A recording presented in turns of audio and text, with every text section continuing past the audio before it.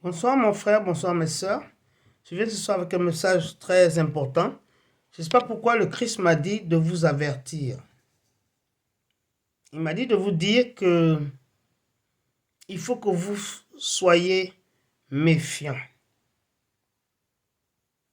Vous devez vous méfier parce que il m'a dit de vous dire que celui qui peut vous atteindre le mieux, le plus, ce n'est pas votre ennemi juré que tout le monde connaît, que vous connaissez. Ce n'est pas lui qui peut vous faire du mal. Et ce n'est pas non plus euh, celui qui est hostile de manière évidente. Celui qui peut vous gagner et vous détruire, c'est votre ami qui est aussi votre ennemi. C'est lui qui peut vous détruire. Et je ne sais pas pourquoi il m'a dit de vous le dire. Et je vais illustrer ça. La Bible que vous voyez là, c'est un livre très important qui avertit les gens. C'est un livre qui donne la sagesse et qui donne la compréhension profonde, qui vous donne une notion profonde des choses de la vie. Toutes les réponses aux problèmes de la vie sont dans la Bible. Ce n'est pas un petit livre, je vous dis. Il y avait un roi à Israël, un roi qui avait deux meilleurs amis. Ces amis-là, il les connaissait depuis l'école maternelle. Il avait très confiance en eux. Il avait tellement confiance en eux que quand ces rois-là rentraient au palais, vous savez qu'il y a le spectre, il y a le bois là. Et quand il y a un bois que le roi a dans la main, quand il soulève ça, ça veut dire que tu peux t'approcher de lui. Mais quand il ne soulève pas le bâton là, il peut même te faire tuer. Parce que les rois étaient des gens qui devaient se méfier. C'était des dictateurs et ils venaient au pouvoir par la force et la violence. Il y a un proverbe qui dit que quand tu tues par l'épée, tu péris par l'épée. Les rois, ils savaient qu'ils pouvaient périr par l'épée. Parce que la plupart des rois d'avant, ils venaient au pouvoir par la force, la violence. Si vous connaissez l'histoire, ils venaient par la force. Les rois n'étaient pas des gens qui venaient par vote. Et c'est vrai qu'il y a des présidents d'aujourd'hui qui sont des dictateurs. Parce qu'ils volent les élections, ils kidnappent les élections, ils falsifient les élections et ils disent qu'ils ont été votés quand ils n'ont pas été votés. Ce sont des dictateurs. Mais les votes, les gouvernements de vote sont différents des gouvernements royaux. Et donc les rois, ils sont très méfiants. Et si vous vous rappelez d'Esther, la reine Esther, elle avait peur d'approcher son mari. Il y avait un problème avec le bras droit du roi qui s'appelait Aman, qui voulait exterminer tous les juifs. Et elle aurait été exterminée. Donc quand elle a su la nouvelle, c'était pas dans un bon temps parce que le roi était dans sa suite. Le roi avait sa propre maison, où la reine même ne pouvait pas rentrer comme elle voulait.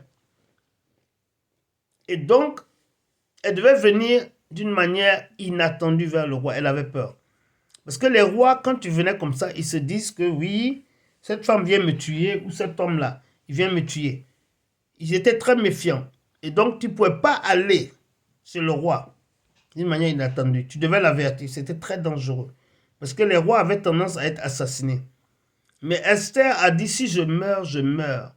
Je suis peut-être venu au pouvoir pour ça, pour ce jour-là. Et si je meurs, je meurs. Mais je vais aller pour sauver mon peuple et sauver ma propre vie. Parce qu'elle était juive aussi.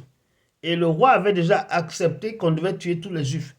Aman avait décidé de tuer tous les juifs, son bras droit. Et le roi avait mis sa signature, sa bague, l'a signé par sa bague. Donc elle est partie, et quand elle était toute tremblante, parce que le roi pouvait dire, mais c'est quoi, ma femme vient me tuer, et ordonner qu'on la tue.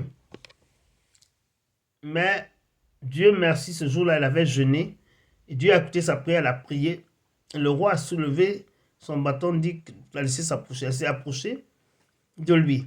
Mais ce roi-là était tellement, revenant à cette histoire, le roi-là était tellement proche de ses amis, il aimait tellement ses amis-là, il avait tellement confiance en eux, que quand les amis là venaient au palais, il n'avait pas besoin de soulever son bâton.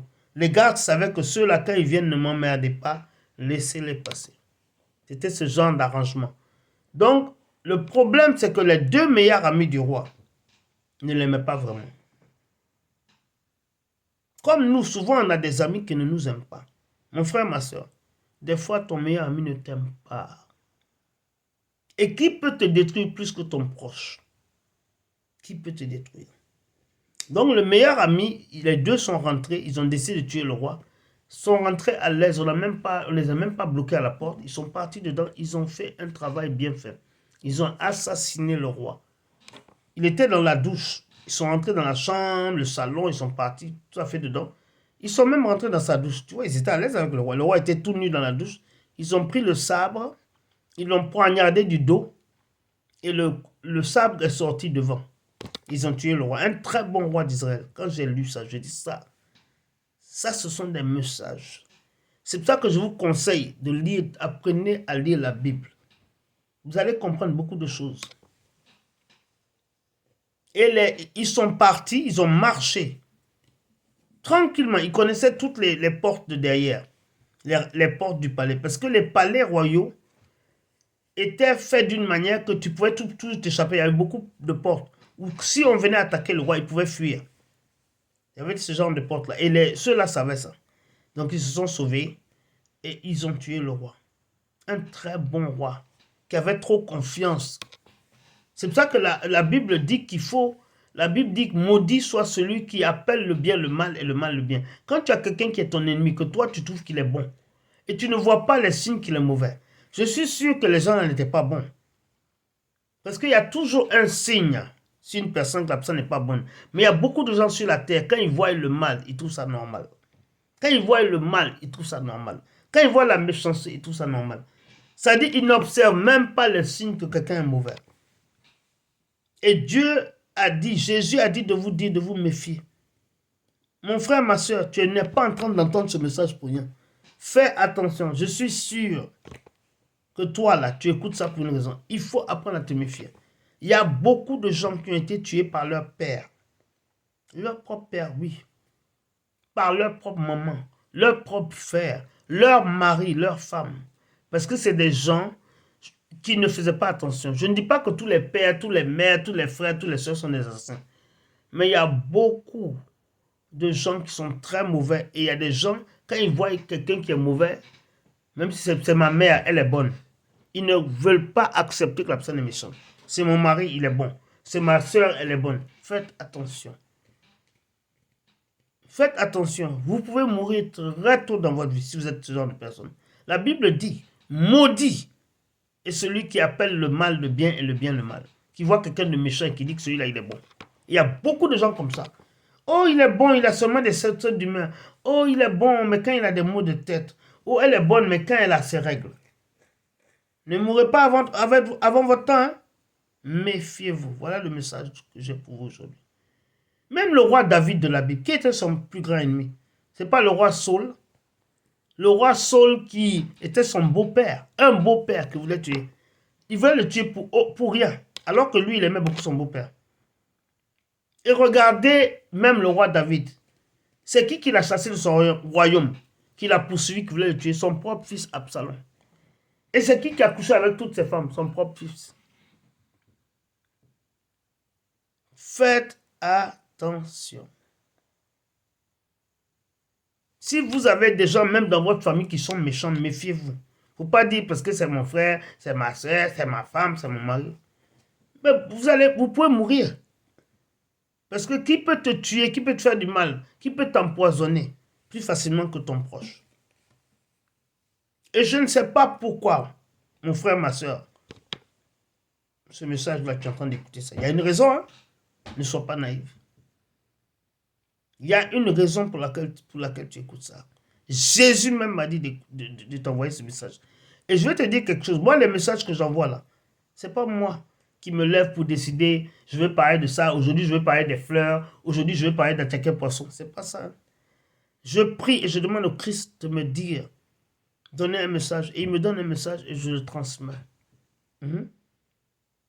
C'est comme ça que je donne le message et je ne les prépare pas. Je lui demande de venir à travers moi parler à ses enfants.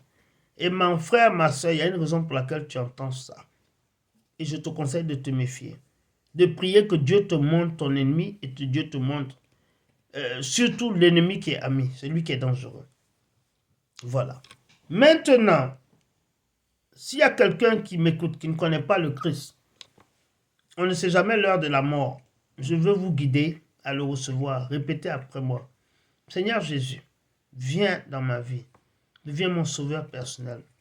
Seigneur Jésus, merci pour mon nom qui est écrit dans le livre de la vie. Merci Seigneur Jésus pour le pouvoir que tu me donnes d'être meilleur, pour mes péchés qui me sont pardonnés, pour tout ce que tu vas faire désormais pour moi et à travers moi. Parce que j'ai prié et que j'ai cru au nom de Jésus-Christ. Amen. Si tu as fait cette prière, je t'applaudis. Bienvenue dans la famille de Dieu.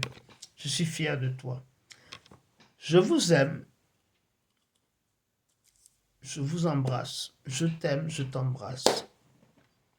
Et à très bientôt. Mais n'oublie pas une chose. Celui qui t'aime le plus, c'est Jésus. C'est lui seul qui est mort pour toi. Au revoir, mes chéris. À la prochaine. Soyez bénis. Vous avez la victoire. Bye bye.